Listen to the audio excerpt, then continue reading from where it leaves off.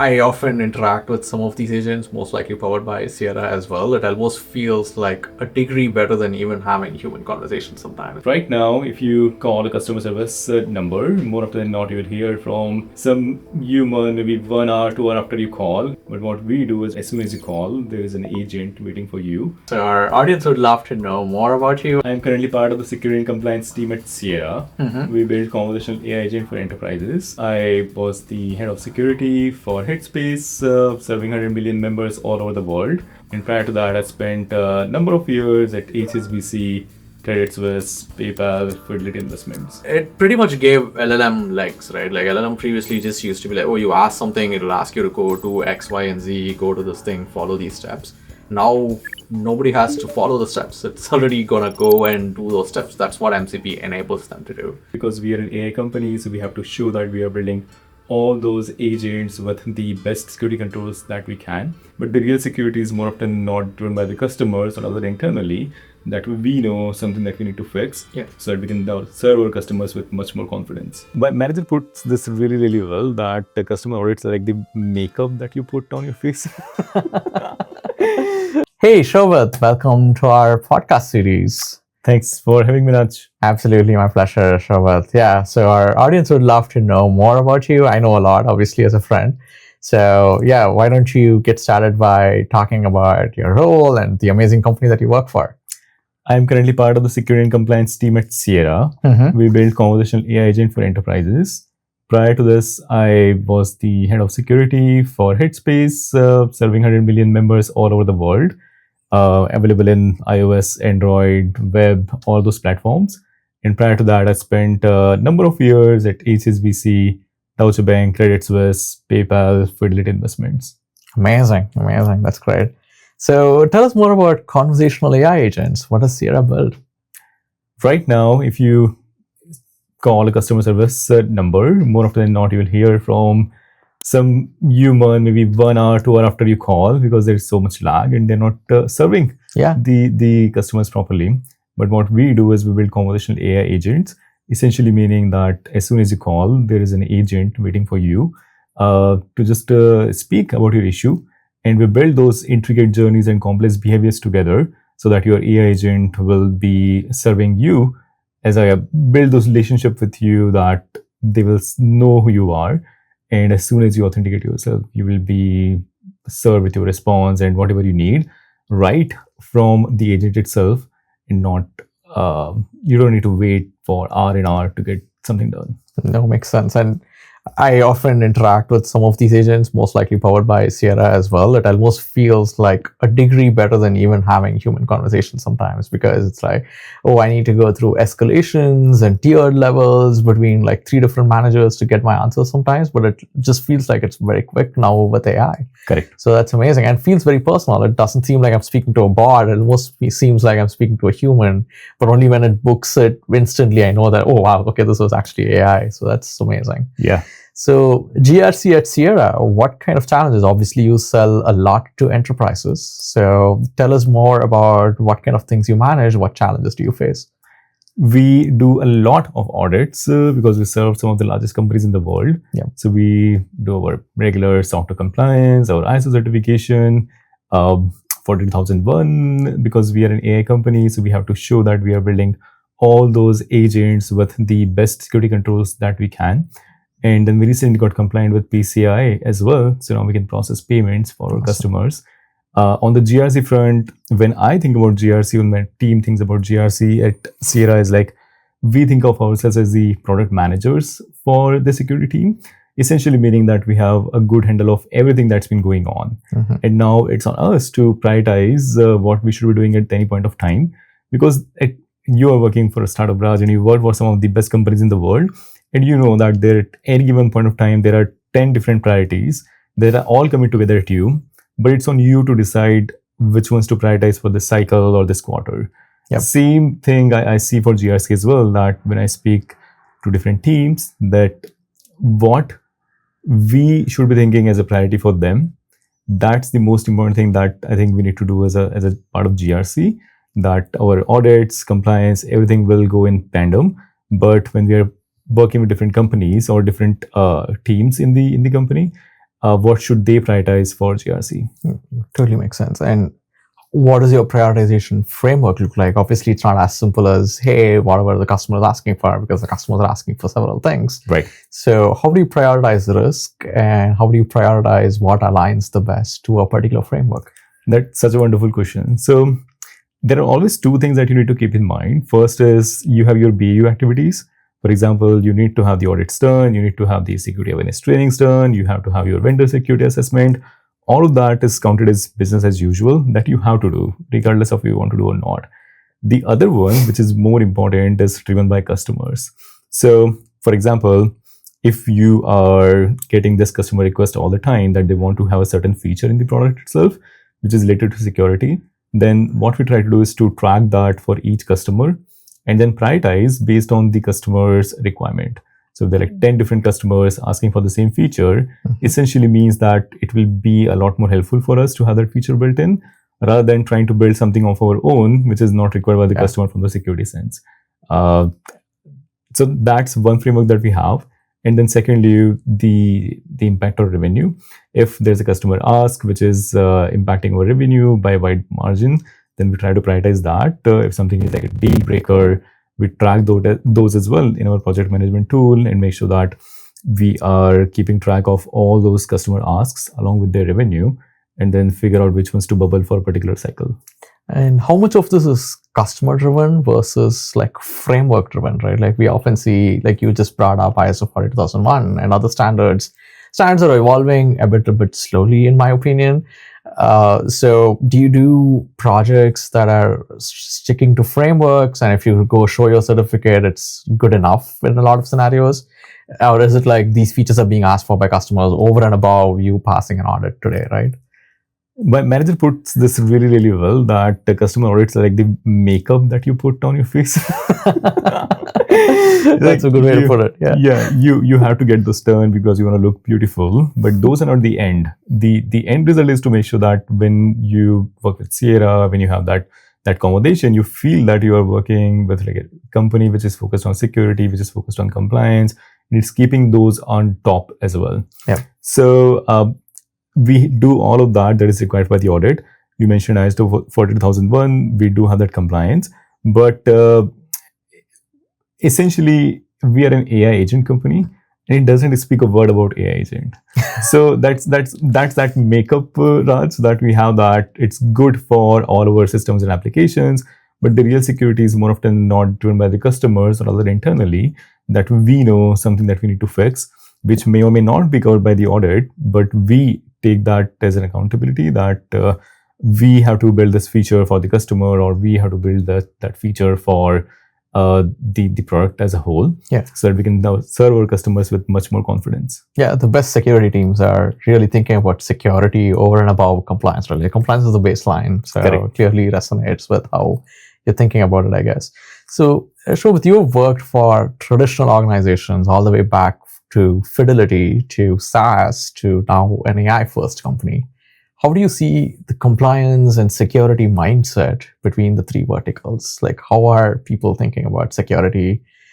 There's also a time horizon associated with this. So not all of it is like, oh, Fidelity does it this way versus Sierra does it.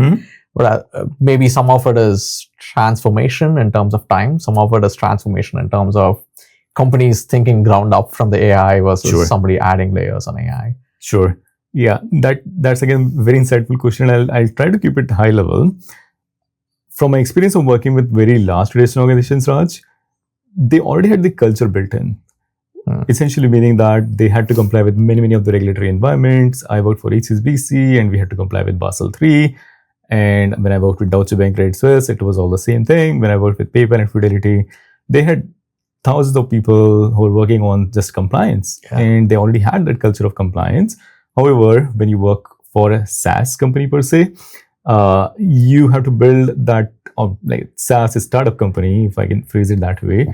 You have to build that culture from the ground up, because that time your priority is not be the company who complies with all the regulations if you don't have a need for that. Makes sense. And what you really want to do is to make sure that you do a bunch of baseline activities at that point of time, and then you slowly build that mindset or culture of being a culture-driven company or security organization.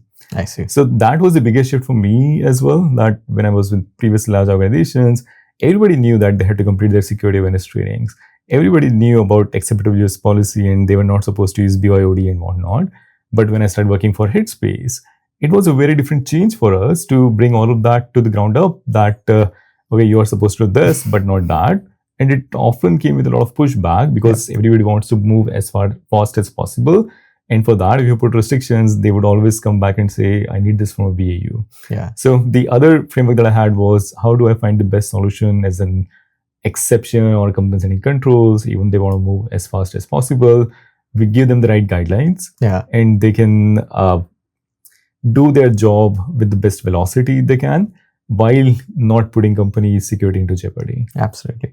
This really resonates with security team being enablers as opposed to like just doing security as like, oh, I'm just here to tighten everything and like, let people move slow than where they used to be. So I think especially in tech forward companies, when they already have high enough velocity, like you don't want to slow them down too much. Correct. Just in the interest of security. So that would be a pretty interesting and challenging space just by itself, right? Like, so going back to ISO 42001 and recent security standards, you mentioned this thing around AI agents, not even mentioned as a part of like some of the newer frameworks that's coming up. What do you think is a gold standard today with respect to how the organizations are frameworks that are thinking right about AI agentic security? And what are some of the controls that you have seen like very relevant when it comes to agents?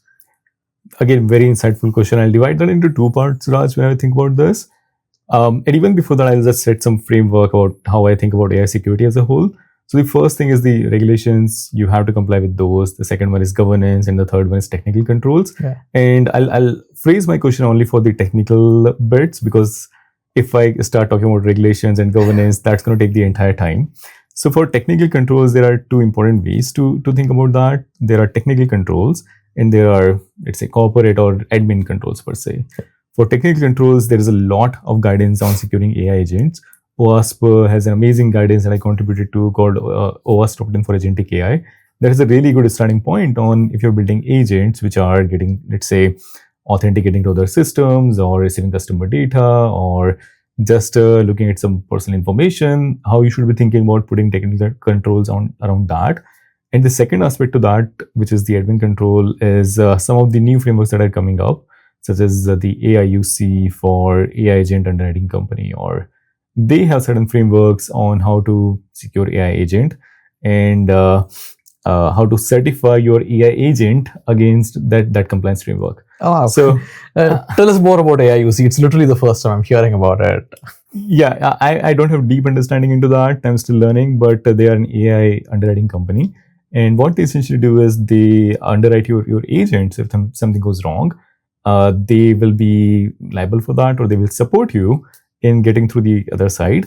Wow. And they have a framework which speaks or maps to EU AI Act or ISO 43001 or SOC 2. So you have all your foundational controls in place with the framework, but you also have deep down controls that, let's say if your AI agent is integrating with a third party system, how you're doing that. And that speaks to a lot about where the industry is heading. That we had OWASP Top 10 for LLM, and then we slowly transitioned to OWASP Top 10 for Agentic AI. We started with ISO 42001, which is for, again, LLMs. And now we're transitioning towards the AIUC, which is for AI agents. So it's still relatively new space, but something to watch for. Amazing. They must be accepting a lot of risk. The premiums must be through the roof or something. Yeah.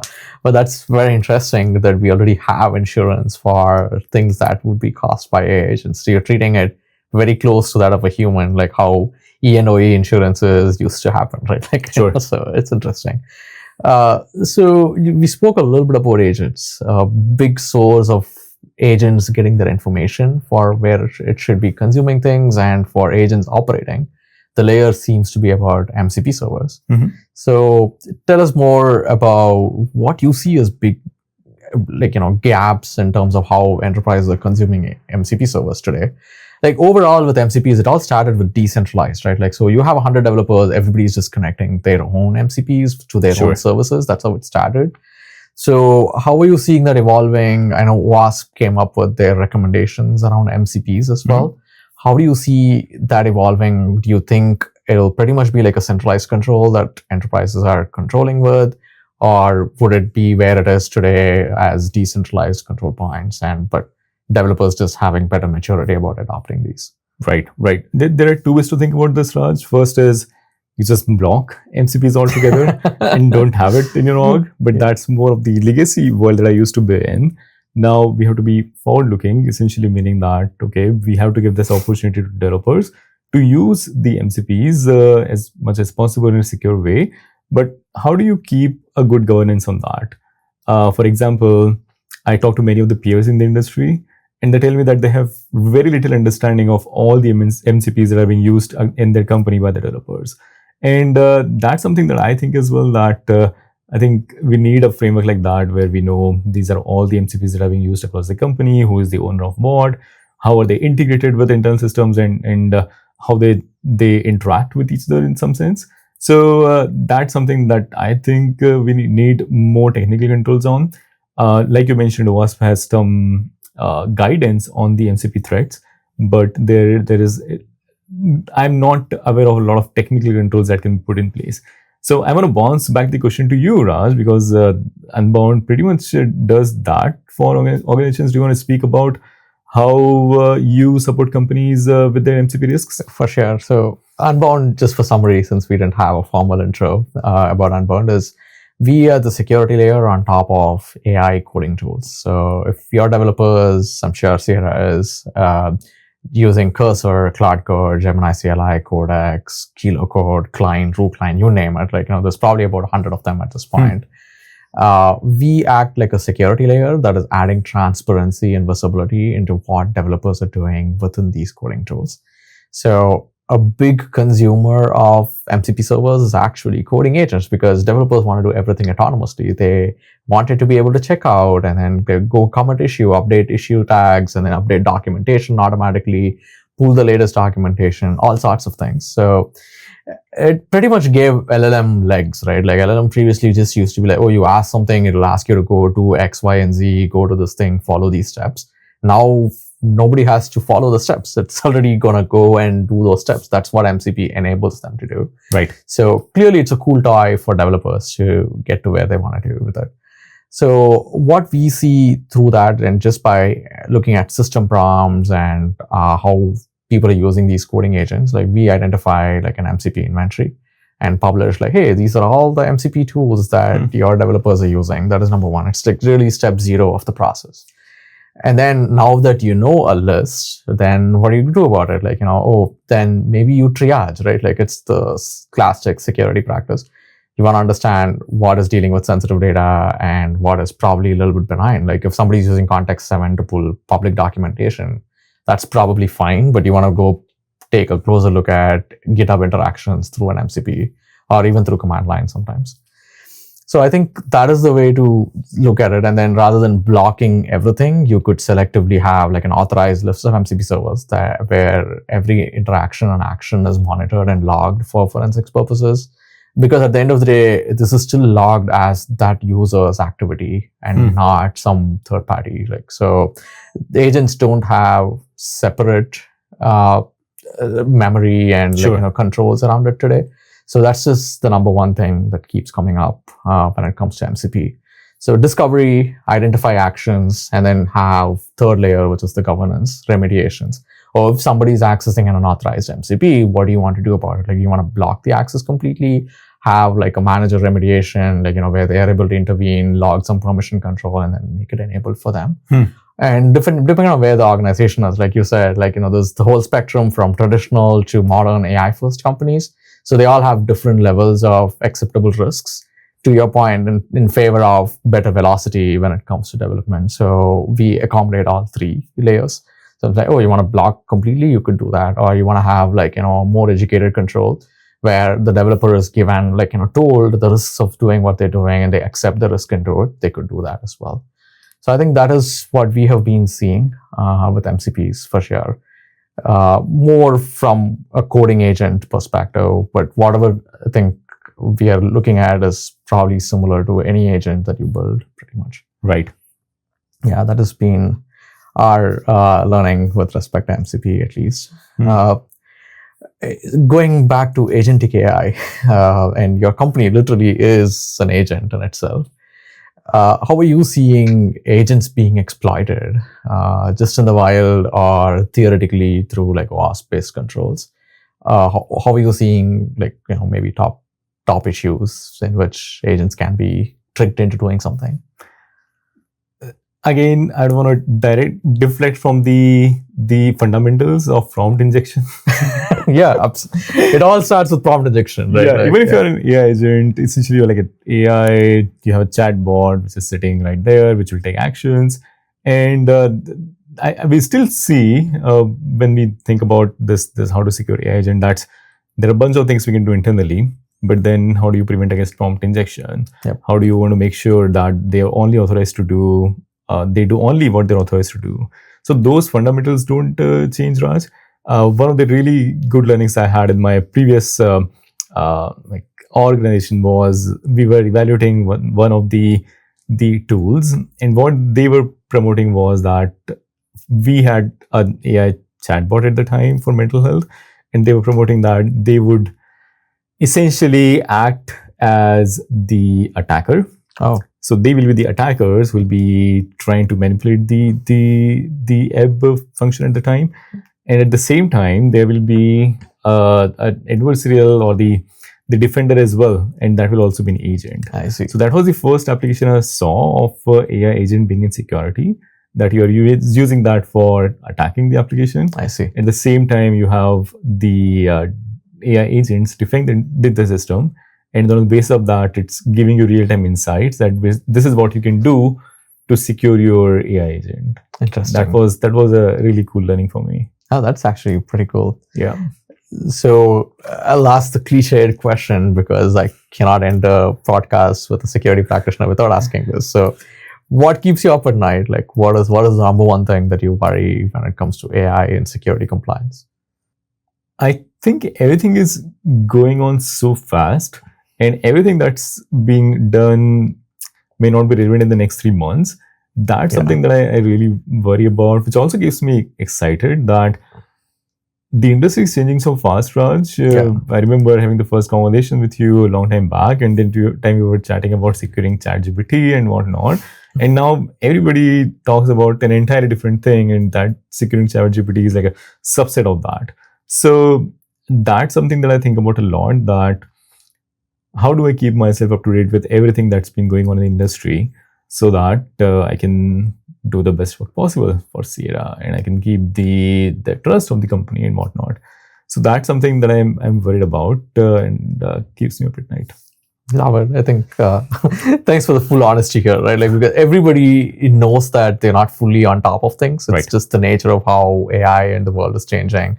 What was true 3 months ago, in our own case, like you brought it up, we started with ChatGPT. We were like, hey, coding agents is exfiltrating like 100x more data than what people would put. And then we focused on that. And here we are, right? I think that's a good learning, and I completely concur with what you're up to. Yeah. What about you, Raj? What keeps you up at night? The constantly evolving landscape, right? Like, I think that's just been the nature of it. It is great for us as a startup because it's just like plenty of problems and opportunities to go solve for. Problems that did not exist 6 months ago, problems that did not exist 3 months ago. So that means it really a race to time for the right product in the market to solve for it in the best way. And then you have like the entire grassland to go graze, right? Sure. Like, so as opposed to how like there are a lot of saturated markets within cybersecurity, like, they're pretty mature. You could be like the 50th product in the market and so on. So it's both a threat and an opportunity in the same way, depending on how optimistically you're looking at it as a founder. I think that's a big one for sure. And security landscape also has been evolving. Sometimes regulation is not yet caught up. So there is thinking that, oh, maybe I'm compliant, so I don't need to do much more to run the program. But like great CISOs who are technically forward working for AI first companies already understand the challenges that they come up with. Correct. So it's like, hey, it's the baseline layer, and I know I'm building an AI first product, so that means the security restrictions that I need to put in and the governance I need to put in are a lot more without also slowing the teams down, which is a huge challenge. So Correct. that's how I'd see that to be. Any piece of advice for budding security leaders? Was it too much me said? No. Yeah, like a very loaded question. But one thing that helped me in my career is to continue evolving. Technical skills you learn on the job, but more on the mindset side, because every company that you work for is different. And as soon as you adopt the mindset of the company, you're more embracing the culture in some sense, which gives you a lot of flexibility to just go and talk to people and changes your whole mindset of how you see things that have been done. So I would focus primarily on making sure that you have that mindset shift of embracing the new environment, embracing the new culture, while you continue to work on your technical skills. Absolutely. Speaking of learning, Shobhit was gracious enough not to mention as intro. You are the author of best-selling books on competitive security prep exams. Yeah. So, do you see like books coming up for ISO 42001 audits and the process around it, and like would SOC as a unit change how SOC engineers are learning and triaging issues, looking at them? That's already happening, Raj, if not for the books, but there are so many guidances that are being released by individual contributors, which speaks to a lot about how to implement ISO 42001 or goes into detail about each of these controls. That's already happening. There are some books as well that you can find on Amazon. And to your last point about the triaging part, that's, again, an industry which will have a lot of impact with the help of AI and AI agents. So we are both practitioners now, and I see at least one or two pitches every other week where somebody's claiming that they will reduce the SOC time by 90% with the help of AI agents. So that's definitely going to happen. That is happening where companies like ARMDR, they are coming up with AI agents who will do the first triage, who will have access to your information systems, and they will be the first ones to take action. Yep. And then you just confirm on the actions, which will be the second level or more authorized. Yeah. But they are the ones who will take the first set of actions. Yeah.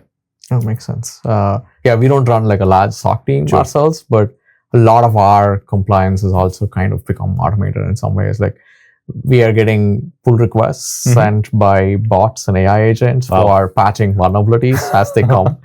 Like the latest NPM issue that happened, we did not edit a single line of code. Like, between our bots, it all took care of it. So and pretty much these are all like open source repos themselves too, right? Like I think we used to initially be skeptic about it, like, will it cause compatibility issues? Will it actually work? And so on. Now I think we are at a point where things are getting better.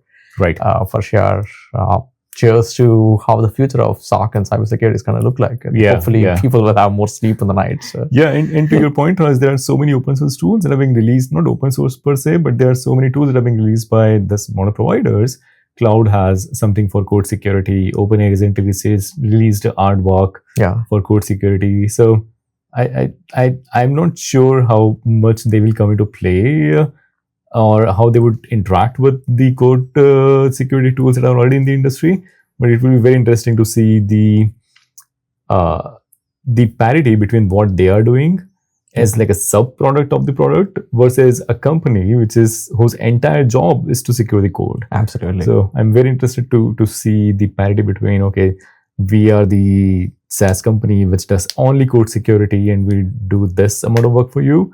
And then there are some side projects with these large companies, and how do they work in the same environment? So the way I see it is exactly how you described compliance versus security, right? Like, so we actively encourage our customers to take advantage of native tools that are available within the coding tools and agents too. Like Cloud Code has /security review, Gemini CLI has its own as well.